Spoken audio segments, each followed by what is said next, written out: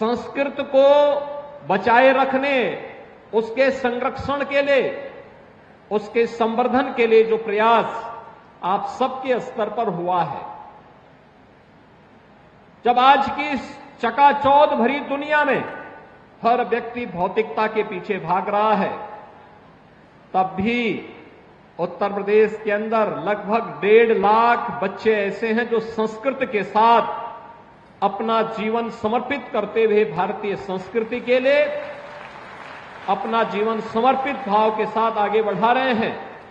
स्वाभाविक रूप से उसका संरक्षण करना इस शासन का दायित्व होना चाहिए, समाज का दायित्व होना चाहिए, और सरकार अपने उसी उत्तरदायित्व का निर्वहन करने के लिए आज आपके पास आई है, आपके द्वार पर आई है। इन सभी छात्रों के लिए अभी तो हम लोगों ने घोषणा की है और हम लोगों ने आगे से व्यवस्था करने के लिए हम व्यवस्था करने जा रहे हैं कि अब संस्कृत विद्यालयों में हम ऐड उन्हीं संस्थानों को देंगे जो अपने यहां छात्रावास की व्यवस्था निःशुल्क छात्रों के लिए करेंगे और खाने पीने की व्यवस्था करेंगे।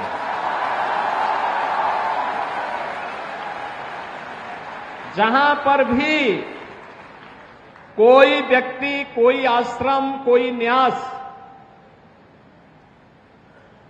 अच्छा छात्रावास बना के देगा, विद्यालय देगा, बच्चों के रहने खाने की निःशुल्क व्यवस्था करेगा, वहां हम अनुदान देकर के उस संस्थान को हम संस्कृत की मान्यता के लिए अच्छे आचार्यों की नियुक्ति करने के लिए एक स्वतंत्रता भी देंगे। और हमने कहा कि भाई युद्ध स्तर पर प्रदेश भर में इस प्रकार के विद्यालय खोलिए जो गुरुकुल की परंपरा को पुनर्जीवित कर सके।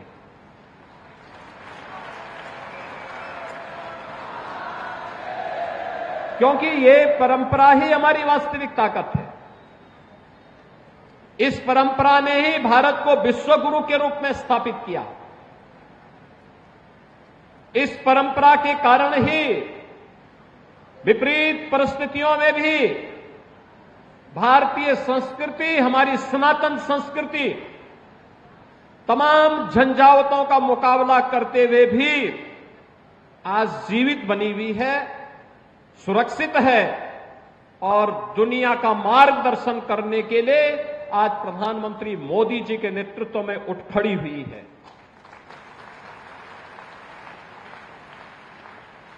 बहनों और भाइयों, मुझे लगता है कि अब ये समय प्रधानमंत्री मोदी जी के नेतृत्व में भारतीय सभ्यता, संस्कृति, सनातन धर्म और भारत का समय आ गया है और भारत के इस समय को, संस्कृत को नेतृत्व देने के लिए अपने आप को तैयार करना होगा। इसके लिए आज मैं आपके पास आया हूं। अभी ये स्कॉलरशिप प्रथमा से लेकर के प्रथमा के बच्चों को अब तक स्कॉलरशिप नहीं मिलती थी। हमने कहा नहीं भी, उन बच्चों को भी स्कॉलरशिप दीजिए। संपूर्णानंद संस्कृत विश्वविद्यालय सबसे पुराना विश्वविद्यालय, यहां के बच्चों को स्कॉलरशिप नहीं मिलती थी। हमने कहा नहीं, वहां पर पहले व्यवस्था वहीं से शुरुआत करनी है और आज इसीलिए हम लोग आए हैं। इसलिए सभी बच्चे अपना अकाउंट जिन लोगों ने खोल लिया है और जिन्होंने अपने फॉर्म भर लिए हैं, उनका स्कॉलरशिप कल तक उनके अकाउंट में पहुंचेगा। जिन्होंने नहीं खोला है वे भी तत्काल लग करके अपना अकाउंट खोलेंगे।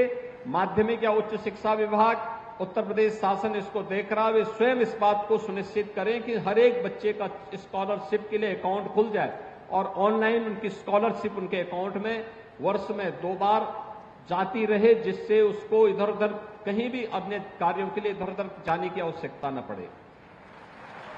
इसके बाद संस्कृत में विशेष शोध के लिए संस्कृत केवल देववाणी ही नहीं है, बल्कि यानी केवल यह इस लोक और परलोक में ही संवाद का माध्यम नहीं है, देवगणों से ही संवाद का माध्यम नहीं, बल्कि ये भौतिक जगत की तमाम समस्याओं का वैज्ञानिक रीति से सुलझाने का एक माध्यम भी बने, इस पर शोध करने के एक विशिष्ट कार्यक्रम को आगे बढ़ाने की आवश्यकता है। आपने देखा होगा, हम लोगों ने काशी हिंदू विश्वविद्यालय में एक वैदिक विज्ञान का एक केंद्र बनाया है। वैदिक विज्ञान का एक केंद्र भारत की प्राचीन संस्कृति पर विशिष्ट शोध को बढ़ावा देने के लिए, और मुझे लगता है संस्कृत को इसके शोध का केंद्र अपने आप को बनाना पड़ेगा। और मैं आप जो भी संस्कृत में विशिष्ट शोध की अपनी थीसिस लिखेंगे, कुछ अच्छा कार्य करेंगे, मैं उनको, उन सभी आचार्यों को, उन सभी छात्रों को इस बात के लिए आश्वस्त करता हूं कि उनके लिए एक अच्छी स्कॉलरशिप की हम घोषणा करने जा रहे हैं, जिससे वो बेझिझक अपनी वृत्ति की चिंता किए बगैर सरकार उसकी व्यवस्था देख सके, और एक निश्चित समय के लिए हम उसको स्कॉलरशिप देंगे, 2 वर्ष के लिए, 3 वर्ष के लिए, जो इन 3 वर्ष के अंदर बिना किसी चिंता के वह अपने शोध के कार्य को आगे बढ़ा सके और इसके माध्यम से वह भारतीय संस्कृति के मूल तत्व को दुनिया के सामने रख सके। यह आज की सबसे बड़ी आवश्यकता है। सज्जनों, जब हम संस्कृति की बात करते हैं तो मैं यहां पर महर्षि अरविंद की कुछ बातों को आपके सामने रखना चाहता हूं। एक बार उनसे पूछा गया कि भारत का सबसे बड़ा खजाना क्या है। महर्षि अरविंद बचपन में ही उनके पिता ने उन्हें पढ़ाई करने के लिए इंग्लैंड भेज दिया था, विदेशों में पढ़े थे, लेकिन जब वापस आए, भारत के बारे में उन्होंने जानकारी ली, भारत के मूल तत्व को उन्होंने जाना, तो उन्होंने पहले ब्रिटिश हुकूमत की चाकरी करने से इनकार कर दिया। फिर उन्होंने कहा कि मैं भारत के लिए कुछ विशिष्ट करूंगा, इसके लिए वह क्रांतिकारी अभियान के साथ जुड़े और बाद में पांडिचेरी में जाकर के एक आश्रम बना करके भारत की आध्यात्मिक परंपरा को आगे बढ़ाने के लिए अरविंद आश्रम के माध्यम से उन्होंने अपने कार्य को आगे बढ़ाया। महर्षि अरविंद से जब पूछा गया कि आखिर क्या है भारत का सबसे बड़ा खजाना, तो उन्होंने कहा कि अगर कोई मुझसे पूछे कि क्या है भारत का सबसे बड़ा खजाना, उसकी सबसे बड़ी विरासत क्या है, तो मैं बिना किसी संकोच के जवाब दूंगा कि संस्कृत भाषा और उसका साहित्य हमारा सबसे बड़ा खजाना है। यह एक शानदार विरासत है और जब तक हमारे लोगों के जीवन को प्रभावित करती है, तब तक भारत की मूल प्रतिभा बनी रहेगी। यह यानी एक वह ऋषि जिन्होंने भारत की स्वतंत्रता का उद्घोष पहले ही कर दिया था, 1947 के पहले ही जिन्होंने कह दिया था कि जिस दिन मेरा जन्मदिन होगा, आगामी कुछ वर्षों में उस तिथि को यह भारत आजाद भी होने वाला है। ऐसे महर्षि अरविंद संस्कृत के बारे में इस प्रकार के उदात्त विचारों को हम सबके सामने रखते हैं। दुनिया का हर वह व्यक्ति जो मानवता का पक्षधर है, जो वास्तव में सर्वांगीण विकास का पक्षधर है, वह संस्कृत का हिमायती है। आज की जो आधुनिक तकनीक आई है, इस तकनीक ने भी स्वीकार किया है कि चाहे वह कंप्यूटर साइंस हो, चाहे वह आर्टिफिशियल इंटेलिजेंस हो, ये सब इस बात को स्वीकार करते हैं कि इसके सबसे सहज और सरल माध्यम कोई एक भाषा बन सकती है तो वह संस्कृत बन सकती है। इसके लिए आप सबको अपने आप को तैयार करना होगा।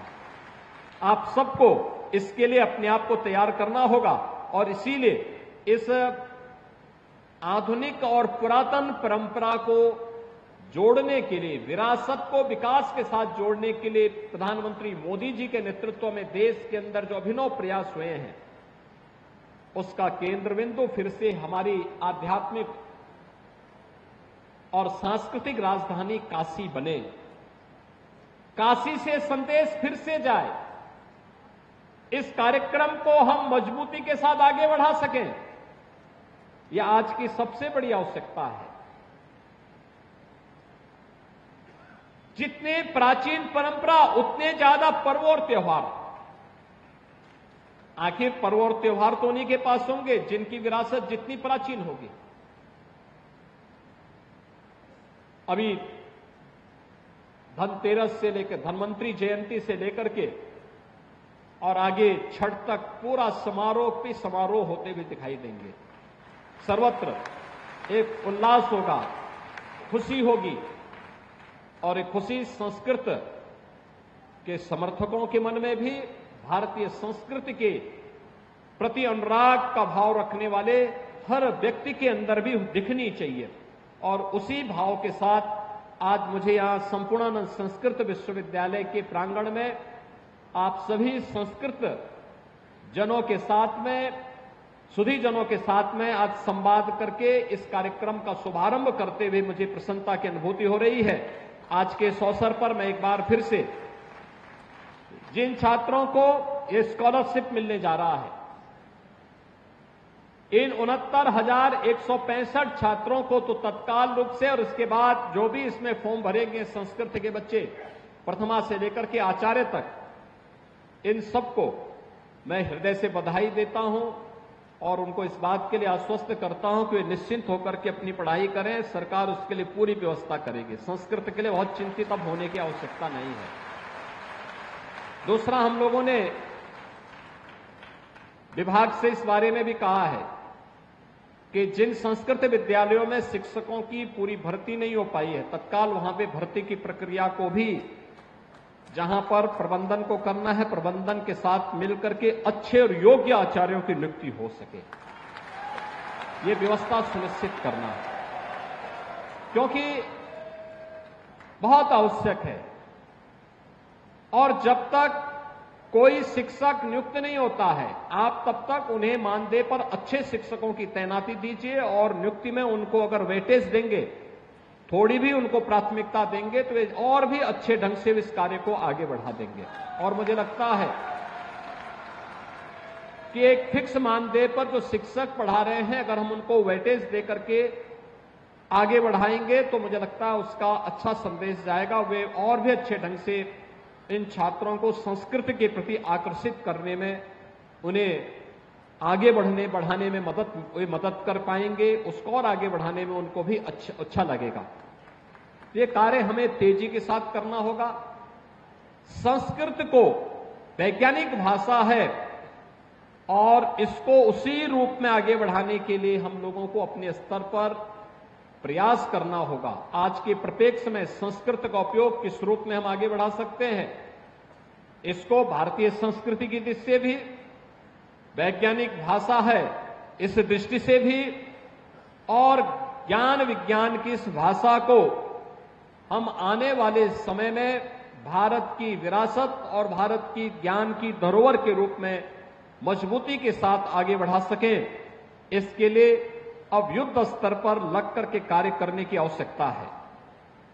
मैं पिछले दिनों स्वयं भी यहां पे संपूर्णानंद संस्कृत विश्वविद्यालय के प्रांगण में आया था। मैं अचानक आया था, मैंने कुलपति जी से आग्रह किया कि मैं विश्वविद्यालय में आ रहा हूं, और मैंने देखा है लगभग 75,000 से अधिक पांडुलिपियां, प्राचीन पांडुलिपियां यहां पे संरक्षित हैं। उनके संरक्षण का कार्य हो रहा है।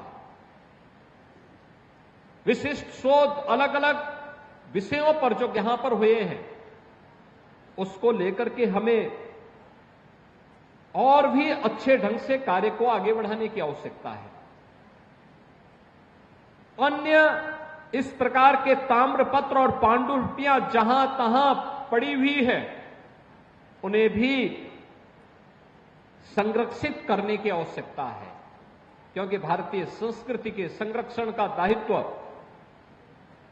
ये केवल और केवल संस्कृत उठा सकती है। संस्कृत के प्रति अनुराग रखने वाले लोग उठा सकते हैं। संस्कृत के प्रति श्रद्धा का भाव रखने वाले आज का युवा उठा सकता है। सरकार का संरक्षण मिलेगा, सरकार इसमें भरपूर सहयोग करेगी। और मैंने यहाँ पे संपूर्णानंद संस्कृत विश्वविद्यालय के कुलपति से भी कहा है कि विश्वविद्यालय का एक पूरी कार्य योजना बना करके वे हमें प्रस्तुत करें।